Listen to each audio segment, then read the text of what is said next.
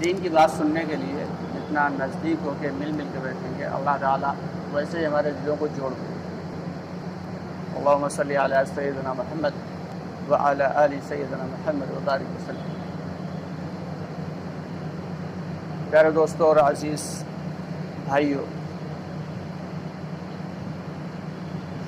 یہ جو مجلس ہے یہ بہت بڑی اور بہت عظیم مجلس ہے۔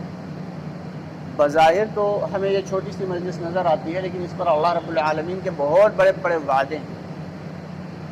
فرماتے ہیں کہ ایسی مجلسوں میں بیٹھنے والوں کے اللہ تعالیٰ سیئات کو حسنات سے مبدل فرما دیتے ہیں، یعنی گناہوں کو نیکیوں میں بدل دیا جاتا ہے۔ فرماتے ہیں کہ ایسی مجلسوں میں جو لوگ بار بار بیٹھتے ہیں اللہ رب العالمین ان کی مغفرت فرما دیتے ہیں۔ اب بھئی کیا چاہیے؟ مغفرت کے علاوہ بھی کچھ چاہیے؟ یہی تو سب سے بڑا مسئلہ ہے۔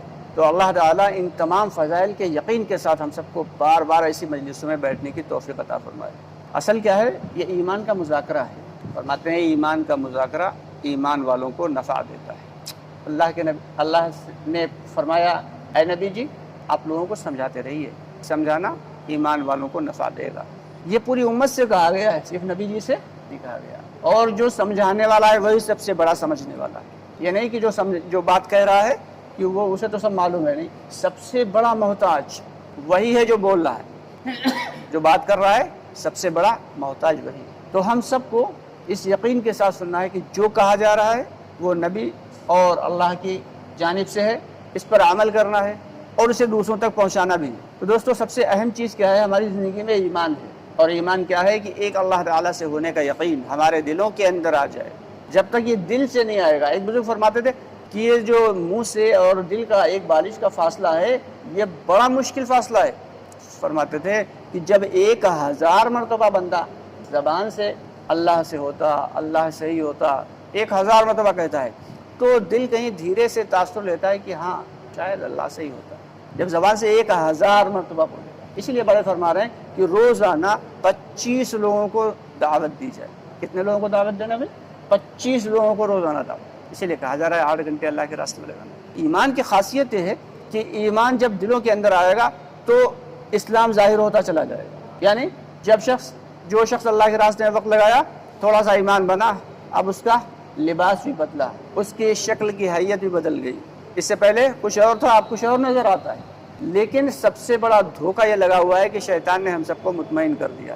اس چیز پہ مطمئن کر دیا، دنیا کے اعتبار سے مطمئن نہیں کیا دوستو، دین کے اعتبار سے مطمئن کر دیا کہ ہر شخص اپنے دین پہ مطمئن ہے۔ جو شخص 5 وقت کی نماز پڑھ رہا ہے تو وہ اپنی اس 5 وقت کی نماز پہ بالکل مطمئن ہے کہ اب ہمیں کوئی ضرورت کسی چیز کی ہے نہیں، الحمدللہ ہم تو 5 وقت کی نماز ہیں۔ جو 2 وقت کی پڑھ رہا ہے وہ اس 2 وقت کی نماز پہ مطمئن ہے۔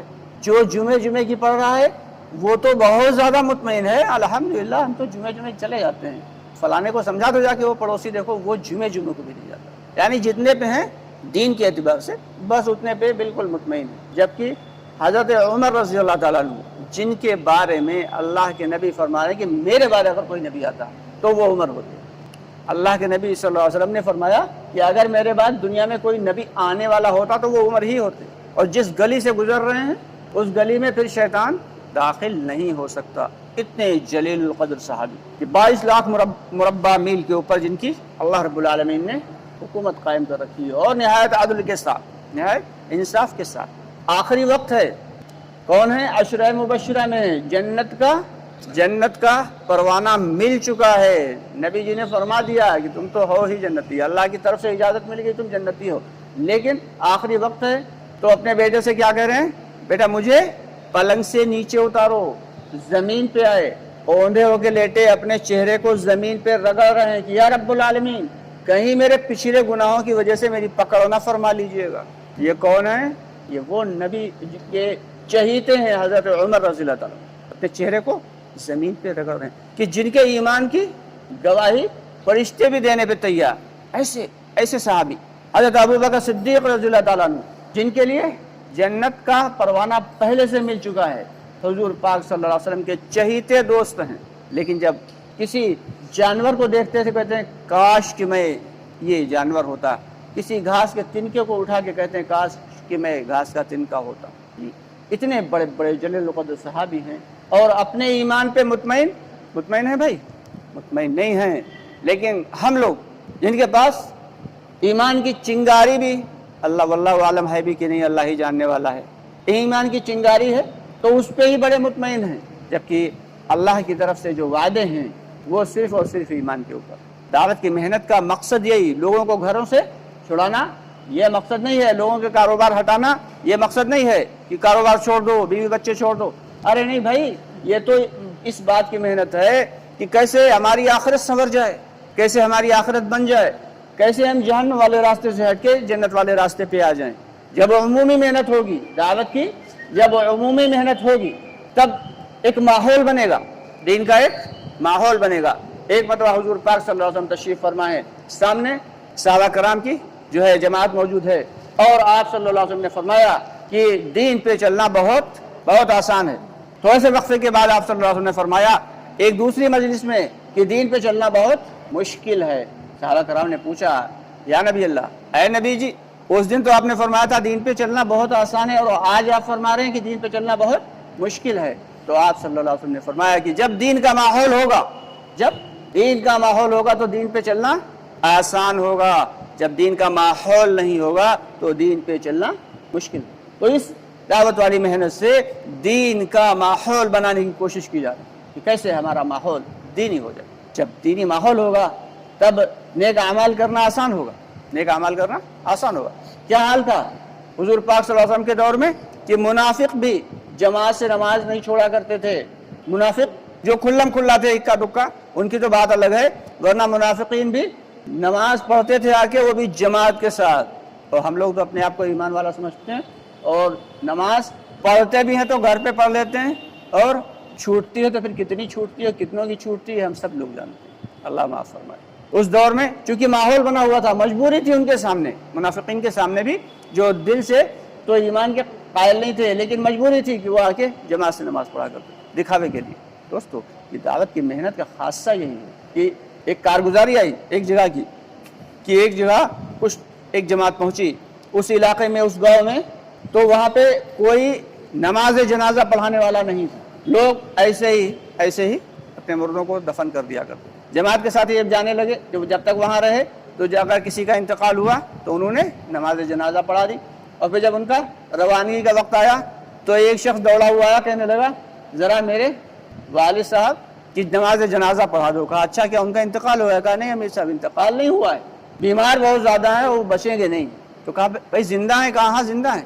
تو کہا ایسے کیسے نماز جنازہ کا, آپ لوگ تو چلے جائیں گے, پھر نماز جنازہ کون پڑھائے گا؟ ہمیں تو پھر ایسے ہی دفن کرنا پڑے. دوستو یہ حال ہے آج امت کا, اور آج ہم لوگ اپنے اپنے اعمال کے اوپر بالکل مطمئن بیٹھے ہوئے ہیں کہ ہاں الحمدللہ ہم نے تو 5 وقت کی نماز پڑھی, ہم نے تو روزے رکھ لیے, ہم نے تو قرآن سیکھ لیا. دوستو یہ بڑی فکر مندی کی بات ہے. جب عمومی محنت چھوٹے گی تو یہ حالات آئیں گے. جب عمومی محنت چھوٹی دعوت کی تو کیا ہوا کہ وہ علاقہ جہاں کے امام بخاری رحمۃ اللہ علیہ کہ بخاری شریف جو قرآن کے بعد سب سے زبردست اور سب سے جو بہترین کتاب ہے بخاری شریف, اس کے لکھنے والے امام بخاری بخارا شریف کے بخارا کے رہنے والے, تو اس علاقے میں سب سے زبردست مدرسہ ہوا کرتا تھا بلخ بخارا میں, اور سب سے زبردست قسم کی مسجد, اور تعلیم تو کیا کہنے, بڑی بڑی دور سے لوگ تعلیم جو دینی علم سیکھنے آیا کرتے تھے. لیکن دعوت کی جب عمومی محنت چھوٹ گئی تو حالات یہ ہوئے کہ ایک خلیجی ممالک سے ایک جماعت گئی وہاں پہ, تو انہوں نے دیکھا کہ مسجد میں تالا لگا ہوا ہے. ایک ساتھی نے ڈھونڈ ڈانٹ کر پڑوس کے شخص سے چابی لی اور تالا کھولا.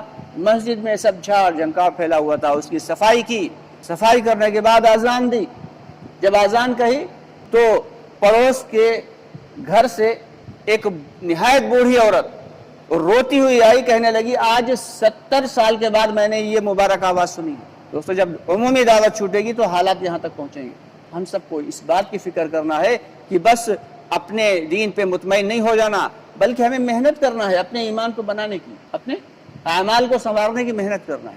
اگر ہم مطمئن ہو کے, اگر صحابہ کرام مطمئن ہو کے بیٹھ جاتے تو حرم شریف میں 1 لاکھ, 1 رکعت پڑھو 1 لاکھ کا ثواب, مسجد نبوی میں 1 رکعت پڑھو 50,000 کا ثواب, 50,000 رکعتوں کا ثواب. پھر کیوں اللہ کے راستے میں نکلے, کیوں پوری دنیا میں پھیل گئے؟ مقصد یہی تھا, وہ جانتے تھے, حقیقت کو سمجھتے تھے. دوستو ہماری زندگی سے دین کی حقیقت نکل گئی.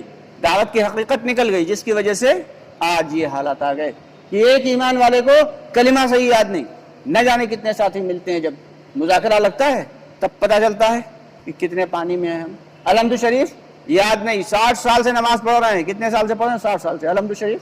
اگر یاد بھی ہے تو صحیح نہیں، صورتیں کتنی یاد ہیں؟ 2-3 صورتیں ہیں، وہ بھی صحیح نہیں۔ اور دعا قنوت کو تو پھر ماشاءاللہ کیا ہی کہنا، دعا قنوت تو اللہ ماشاءاللہ کسے یاد ہوتی۔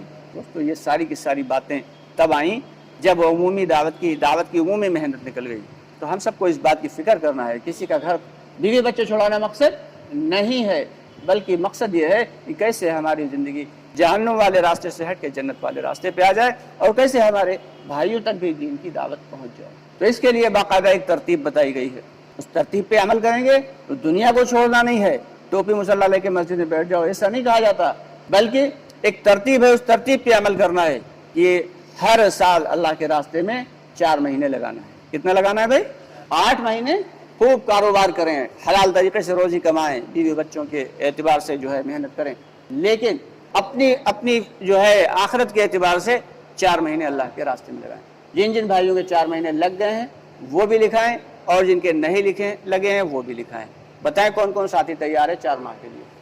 ماشاءاللہ نسیم بھائی، سر بھائی، ماشاءاللہ ماشاءاللہ۔ اچھا دیکھیں بھائی، جب بیٹی کی شادی اگر کرنا ہوتی ہے تو سب سے پہلے کیا کرتے ہیں؟ تاریخ اور مہینہ فکس کرتے ہیں، تو شادی کرنا اور اس کی تیاریاں کرنا کیوں ڈاکٹر صاحب آسان ہو جاتا ہے۔ اور جب تک تاریخ نہیں ہوتی، جب تک اسکیم آؤٹ نہیں ہوتی ہے، تب تک اسٹوڈنٹس کا دل پڑھائی میں نہیں لگتا۔ اللہ ماشاءاللہ تھوڑا بہت پڑھ لیا، لیکن جب اسکیم آؤٹ ہو گئی، ارے اب تو فکر پیدا ہو گئی۔ ٹھیک اسی طریقے سے اپنے مہینے کے تعین کے ساتھ نام لکھائیں کہ کس مہینے میں ہمارا کون بھائی اللہ کے راستے میں 4 ماہ کے لیے نکلے گا۔ نسیم بھائی نام نوٹ کر لیجیے اپنے پاس، بتائیں بھائی۔ ایک تو ہو گئے نسیم بھائی، ہو گئے ابصار بھائی نا، ماشاءاللہ۔ انشاءاللہ ہمارا بھی ارادہ ہے ہر سال 4 ماہ۔